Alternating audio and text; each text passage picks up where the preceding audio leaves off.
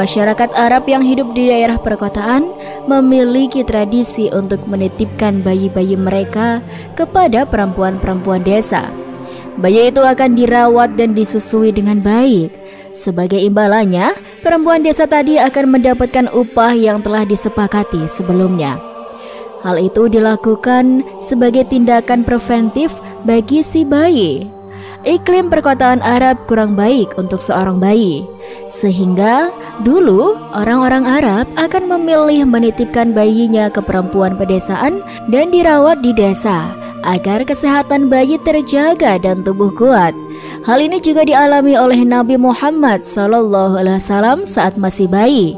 Beliau pernah dirawat dan disusui oleh seorang perempuan desa dari kabilah Sa'ad bin Bakar yang bernama Halimah Asidiyah bin Abu Zuaib. Muhammad kecil hidup di perkampungan kabilah Sa'ad sampai usia 4 tahun. Ada yang mengatakan sampai usia 5 tahun. Halimah Asadiyah sendiri memiliki 3 orang anak, yaitu Abdullah bin Haris, An-Nisa binti Haris, dan Huzafah atau Huzamah binti Haris yang dijuluki Ashima. Nah sobat, secara otomatis ketiga anak Halimah itu menjadi saudara susuan Rasulullah SAW. Selain Rasulullah, Halimah juga pernah menyusui paman Nabi yang bernama Hamzah bin Abdul Muthalib. Sebelum menyusu kepada Halimah Asy'adiyah, Muhammad pernah menyusu kepada perempuan mantan budak dari Abu Lahab, yaitu Suwaibah al-Aslamiyah. Selain menyusui Rasulullah, Suwaibah juga pernah menyusu Masruh, putra Suwaibah, Hamzah bin Abdul Muthalib, dan Abu Salamah bin Abdul Asad al-Makhzumi. Jadi, Rasulullah merupakan saudara satu susuan dengan Hamzah dari 2 jalur, yaitu Suwaibah al-Aslamiyah dan Halimah Asadiyah. Halimah mencari bayi untuk disusui. Keluarga Halimah hidup di perkampungan kabilah Sa'ad bin Bakar. Perkampungan itu terkenal tandus.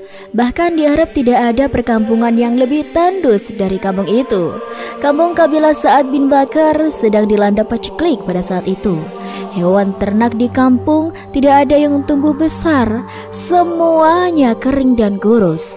Tidak jauh berbeda dengan kondisi kampung tempatnya hidup.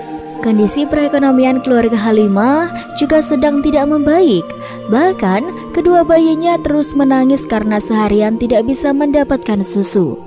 Air susu ibu atau ASI Halimah tidak mengeluarkan ASI, dan unta miliknya pun tidak mengeluarkan air susu untuk diperah. Susah benar kondisi keluarga Halimah pada saat itu. Nah, kemudian sobat, pada suatu hari Halimah bersama perempuan-perempuan kampung kabilah Sa'ad yang lain pergi ke kota Mekah untuk menawarkan jasa ASI mereka. Dalam perjalanan menuju kota, ia juga ditemani sang suami yang bernama Haritsah dan kedua anaknya yang masih bayi. Mereka berempat mengendarai keledai betina berwarna putih kehijauan dan seekor unta yang sudah tua. Dalam versi lain, unta tersebut berusia 2 tahun. Sepanjang perjalanan, keluarga Halimah merasa begitu sengsara. Di saat kendaraannya dalam kondisi lemah, kedua bayinya juga terus menangis. Bahkan kalau malam tidak bisa tidur karena kedua bayi masih terus menangis. ASI Halimah tidak keluar sama sekali. Begitu juga unta tua yang dibawanya. Setetes pun tidak mengeluarkan susu untuk diperah. Mereka hanya bisa mengharapkan keajaiban yang mengubah kondisi mereka saat ini. Sesampai di Mekah, perempuan-perempuan kampung kabilah Sa'ad pun mencari bayi-bayi yang hendak mereka susui. Namun sayang, dari sekian perempuan yang ada, tidak satu pun yang mau membawa Rasulullah untuk disusui. Hal itu wajar, karena kondisi Rasulullah yang yatim membuat mereka tidak melirik sama sekali. Mereka khawatir tidak bisa mendapatkan upah yang cukup jika menyusui seorang anak yang yatim. Semua perempuan sudah mendapatkan bayi, dan semua sepakat untuk kembali ke kampungnya. Namun, lagi-lagi kena asan menimpa keluarga Halimah. Hanya ia sendiri yang belum mendapatkan bayi. Mungkin karena kondisi Halimah yang tidak meyakinkan. Untuk menyusui anak sendiri saja tidak bisa. Halimah kemudian bertekad tidak akan pulang sebelum mendapatkan bayi untuk disusui. Namun bagaimana lagi, hanya Rasulullah seorang yang belum mendapatkan ibu susuan. Tanpa pikir panjang, Halimah pun menjemput Rasulullah kecil di rumahnya dan membawanya untuk disusui. Allah Subhanahu wa Ta'ala sudah merencanakan kebaikan bagi keluarga Halimah.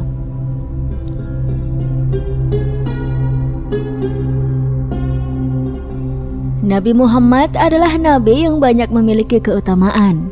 Tidak hanya dirasakan oleh dirinya, akan tetapi juga dirasakan oleh orang lain. Sebagaimana disebutkan dalam buku 39 tokoh wanita pengukir sejarah Islam nomor 13-19, Nabi Muhammad memberikan keajaiban kepada wanita susuannya, yaitu Halimah Sa'diyah. Semenjak dari situlah banyak berkah dan keajaiban yang dialami oleh Halimah dan suaminya.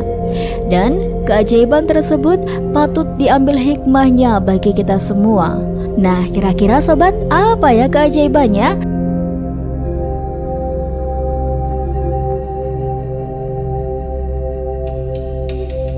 Sebelumnya, kedua puting Halimah tidak pernah mengeluarkan susu, sehingga ia tidak dapat mencukupi asupan bayinya. Mereka tidak pernah bisa tidur karena bayinya selalu menangis kelaparan. Namun, ketika Halimah meletakkan Muhammad di pangkuannya, tiba-tiba kedua puting susunya mengeluarkan air susu yang sangat banyak. Kemudian bayi itu dan bayinya meminumnya hingga kenyang.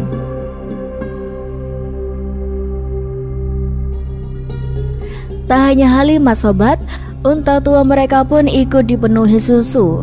Al-Harith segera memerah susu unta itu dan langsung meminumnya bersama Halimah. Berbeda lagi dengan keledai yang biasanya mereka tunggangi. Di luar dugaan, keledai mereka mampu menempuh perjalanan yang tidak bisa dilakukan oleh keledai siapapun.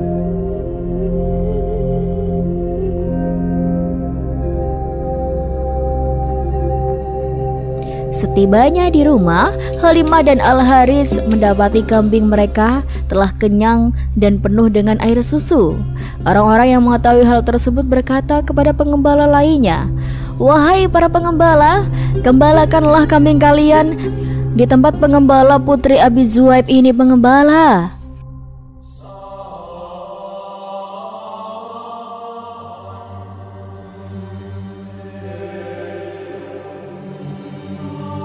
Setelah memperoleh kemenangan perang melawan suku Taif, Rasulullah SAW membawa 6.000 tawanan, juga kambing dan unta yang tidak bisa diketahui jumlahnya.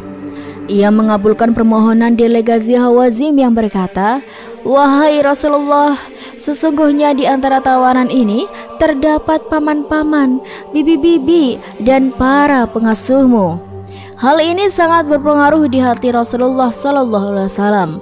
Lalu ia pun berkata, "Adapun apa yang menjadi milikku dan milik Bani Abdul Muthalib adalah untuk kalian." Ini sebagai bentuk penghormatan Rasulullah terhadap ibunda yang telah menyusuinya.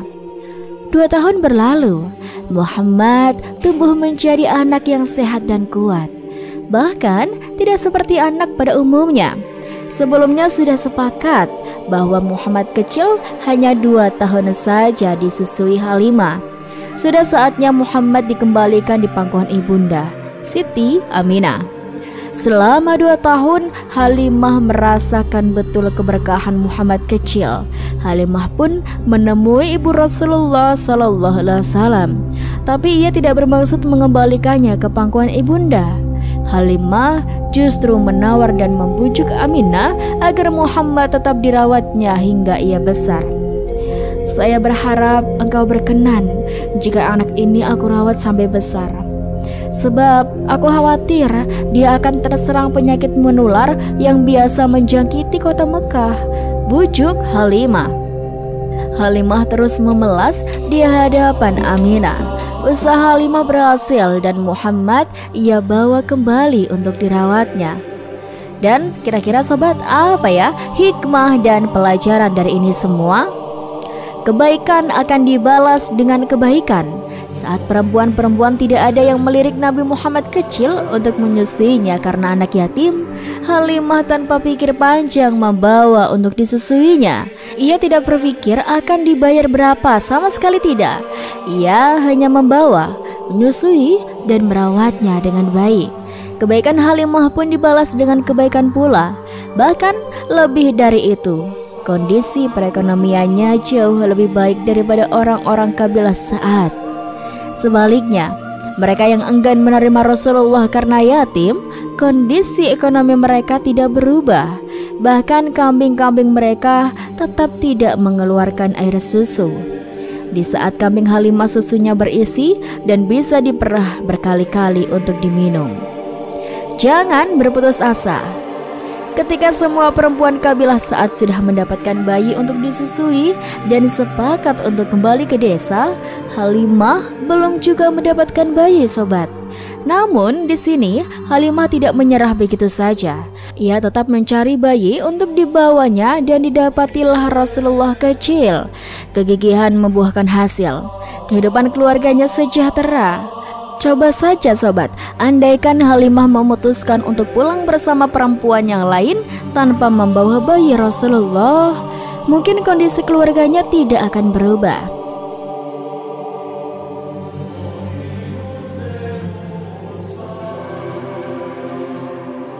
Bagaimanapun, semua ini sudah skenario Allah Subhanahu wa Ta'ala.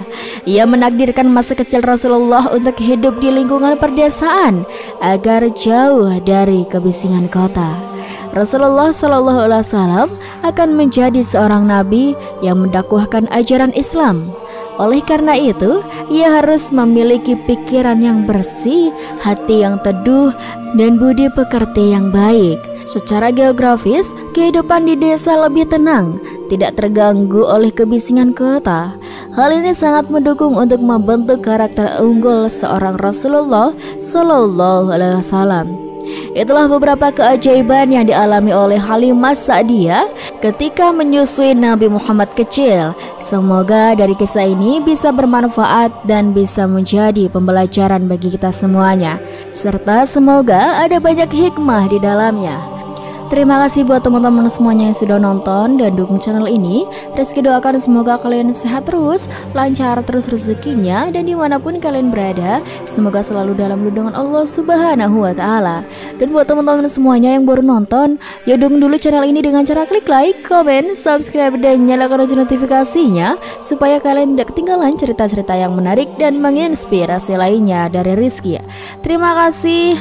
Sekian dari Rizky pamit undur diri. Wassalamualaikum warahmatullahi wabarakatuh.